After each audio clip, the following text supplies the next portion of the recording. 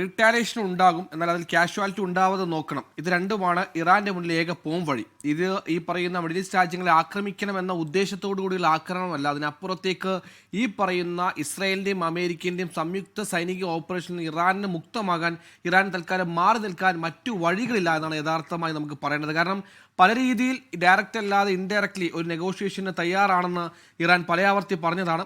കാരണം അതിൻ്റെ ഒരു പ്രാരംഭഘട്ടം എന്ന കണക്കിലാണ് ഈ പറയുന്ന ആണവ നിരായുധീകരണവുമായി ബന്ധപ്പെട്ട് 90% ഉപാധികളും അംഗീകരിച്ച ഒരു രാജ്യമാണ് ഈ പറയുന്ന ഇറാൻ. അതായത് അടുത്ത 4ാം സിറ്റിംഗ് വിയന്നിൽ നടന്നാൽ ഏതാണ്ട് ധാരണയാകുമെന്ന് നമ്മൾ കരുതിയിരുന്ന ഒരു ഡീലിന് തൊട്ടു മുന്നോടി ആക്രമിക്കുമ്പോൾ ആണവ നിരായുധീകരണമല്ല ലക്ഷ്യമെന്ന കാര്യം വളരെ ക്ലിയർ കട്ടായി നമുക്ക് മനസ്സിലായതാണ്.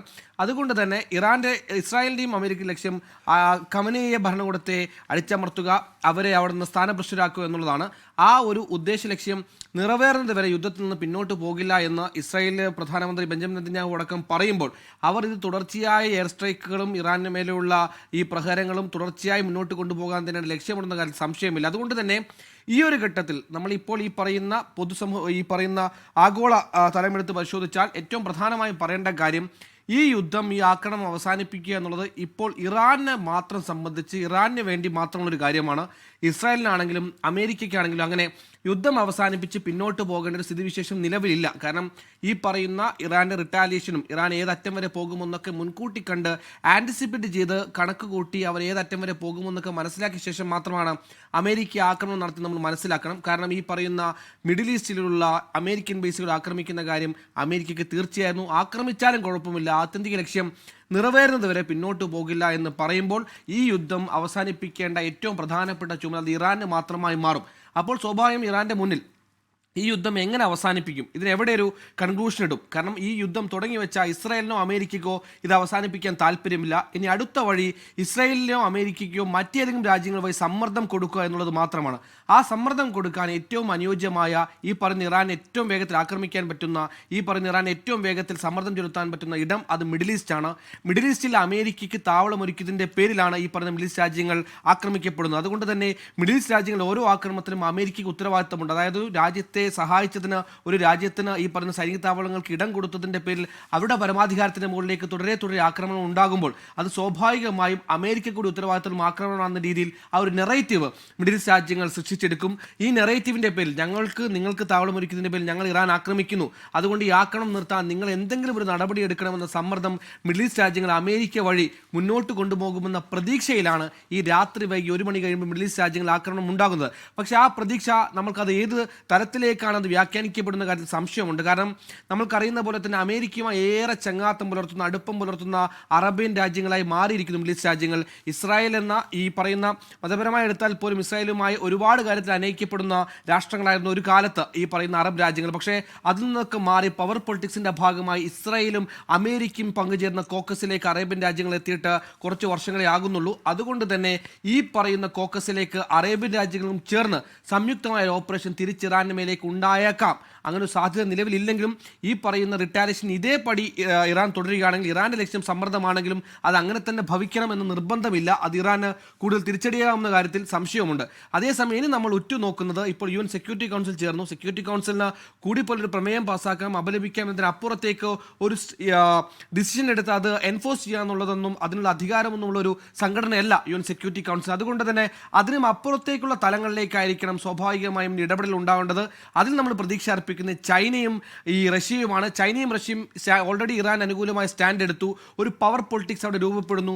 ചൈനയും ഇറാനും റഷ്യയും ചേരുന്ന ഒരു പവർ ഭാഗം ഒരു ഭാഗത്ത്, മറുഭാഗത്ത് UK ഈ പറയുന്ന പോലെ ഇസ്രായേലും അമേരിക്കയും ചേരുന്ന മറുഭാഗം മറ്റൊരു ഭാഗത്ത്. അങ്ങനെ ബൈപോളറായി പവർ അവിടെ ഡൈവേഴ്സിഫൈ ചെയ്യുമ്പോൾ, ഡിവൈഡ് ചെയ്യപ്പെടുമ്പോൾ, ആ ഒരു തുല്യ ശക്തികൾ രണ്ട് ടീമായി നിൽക്കുമ്പോൾ പരസ്പര ധാരണ യുദ്ധം ഒഴിവാക്കാം. ഒരു പോസിബിലിറ്റി അതാണ്. രണ്ടാമത്തെ പോസിബിലിറ്റിക്ക് വേണ്ടിയുള്ള സമ്മർദ്ദം എന്ന് പറയുന്നത് ഹോർമുസ് കടലിടുക്ക് അടച്ചിട്ടു എന്നുള്ളത് തന്നെയാണ്. അത് ഈ പറയുന്ന ഇറാനെ സംബന്ധിച്ചിടത്തോളം മൂർച്ചയേറിയ ആയുധങ്ങളെക്കാൾ വിലപിടിപ്പുള്ള സ്ട്രാറ്റജി എന്ന് പറഞ്ഞ ഹോർമുസ് കടലിടുക്കാണ്. ആ കടലിടുക്ക് ഇപ്പോൾ നിലവിൽ ഇറാന്റെ നേതൃത്വത്തിൽ, ഇറാന്റെ അധീനതയിലാണ്. ആ കടലിടുക്ക് ക്ലോസ് ചെയ്താൽ അത് നിസ്സാരം ഇറാനിയോ ഈ പറയുന്ന പോലെ ഈ മിഡിൽ ഈസ്റ്റ് രാജ്യങ്ങളെ മാത്രം ബാധിക്കുന്ന കാര്യമല്ല. ഏതൊരു രാജ്യത്തിൻ്റെയും ഊർജ്ജം എന്ന് പറയുന്നത് അവിടെയുള്ള ഇന്ധനമാണ്. അവിടെയുള്ള മെഷീനറി പ്രവർത്തിപ്പിക്കണമെങ്കിൽ, അവരുടെ വാഹനം ഓടണമെങ്കിൽ പരമപ്രധാനമായും തുടക്കത്തിൽ വേണ്ട ഇന്ധനമാണ്.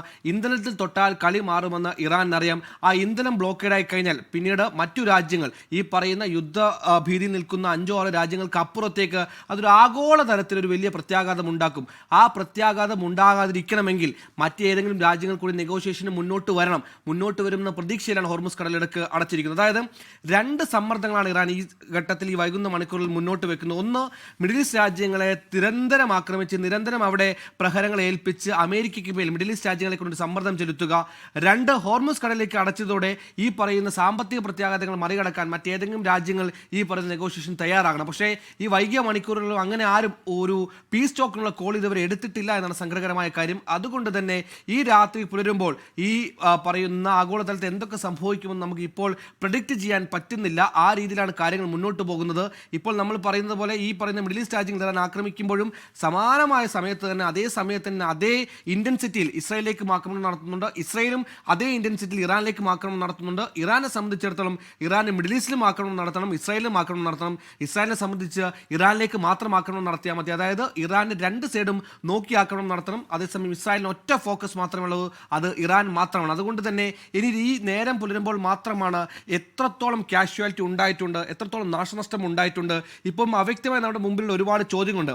ആയത്തുള്ള അൽ ഖമനയ്ക്ക് എന്ത് പറ്റി, പെസഷ്കിയാൻ എന്ത് പറ്റി, അവരൊക്കെ ജീവിച്ചിരിപ്പുണ്ടോ എന്നടക്കം നമുക്ക് മുമ്പിൽ ഒരുപാട് ചോദ്യങ്ങൾക്ക് ഉത്തരം കിട്ടാൻ ഇനിയും മണിക്കൂറുകൾ നമ്മൾ കാത്തിരിക്കണം. ഈ അലി ശങ്കാനി എന്ന് പറയുന്നത് ഈ പറയുന്ന ആയത്തുള്ള അൽ ഖമനയുടെ മുഖ്യ ഉപദേഷ്ടാവാണ്. ഈ പറയുന്ന 2005 ജൂണിലുണ്ടായ ആക്രമണത്തിലും അലി ശങ്കാനി കൊല്ലപ്പെട്ടു എന്ന വാർത്ത പരക്കെ പ്രചരിച്ചിരുന്നു. പിന്നീട് അലി ശങ്കാനി തന്നെ മാധ്യമങ്ങളിൽ പ്രത്യക്ഷപ്പെട്ട് നമ്മൾ കണ്ടതാണ്. അതുകൊണ്ട് തന്നെ യുദ്ധമുഖത്ത് പലപ്പോഴും ഈ പറയുന്ന സുപ്രീം ലീഡേഴ്സ് കൊല്ലപ്പെട്ടുവെന്നും അവരെ കമാൻഡ് ചെയ്യേണ്ട നേതാക്കൾ കൊല്ലപ്പെട്ടു എന്നൊക്കെ പറയുന്നത് ഒരു യുദ്ധതന്ത്രമായി നമുക്ക് കണക്കാക്കാനാകും. അതായത് ഈ പറയുന്ന ശത്രുപക്ഷത്തുള്ളവർക്ക് കൂടുതൽ മൈലേജ് കൊടുക്കാനും അതേസമയം തന്നെ അവിടെയുള്ള ഈ പോരാടുന്ന മനുഷ്യരുടെ വീര്യം കുറയ്ക്കാനുള്ള ഒരു പ്രൊപ്പഗൻഡയായിട്ട് നമുക്ക് കാണാം. അതുകൊണ്ട് തന്നെ ആയത്തുള്ള അൽ ഖമേനിയുടെ മൃതദേഹം കണ്ടെത്തുന്നവരെ അദ്ദേഹം കൊല്ലപ്പെട്ടു എന്ന കാര്യം നമുക്ക് പറയാൻ പറ്റില്ല, അതേസമയം കൊല്ലപ്പെട്ടിട്ടില്ല എന്നും പറയാൻ പറ്റില്ല. അതുകൊണ്ട് തന്നെ നമ്മൾ കാത്തിരിക്കുന്ന ഒരുപാട് ചോദ്യങ്ങൾക്ക് ഉത്തരം കിട്ടാൻ ഇനിയും മണിക്കൂറുകൾ കാത്തിരിക്കണം.